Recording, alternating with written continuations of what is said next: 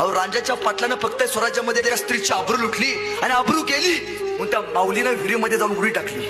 खबर महाराजांना कळाली. महाराज म्हणजे त्या रांजाच्या पाटला गिरफ्तार करा आणि माझ्या समोर आणून उभा करा. रांजाच्या पाटला गिरफ्तार करून राजांच्या समोर आणून उभा करण्यात आलं.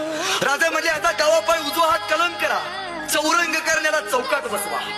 त्याचा चौरंग करून त्याला चौकात बसवण्यात आलं. महाराजांनी आऊसाहेबांकडे बघितलं आणि आऊसाहेबांना विचारलं, आऊसाहेब दिलेली शिक्षा योग्य तर की नाही? आऊसाहेब म्हणाला, महाराज याचं पाप इतकं मोठं की तुम्ही याला मृत्यूदंड द्यायला होता, तुम्ही याला चौरंग करून चौकात कशासाठी बसवलात? तर महाराज आऊसाहेबांना म्हणतात, आऊसाहेब तुम्ही म्हणताय ते बरोबर आहे, ह्याचं पाप इतकं मोठं की मी याला मृत्यूदंड द्यायला हवा होता, पण आऊसाहेब मी जर याला मृत्यूदंड दिला असता तर याचा विषय इथंच संपला असता. आऊसाहेब मी याला चौरंग करून चौकात याच्यासाठी बसवला कारण येणारा जाणारा त्याला पाहिल आणि त्याच्या लक्षात येईल की हिंदुस्थानाच्या मातीमध्ये परस्त्रीच्या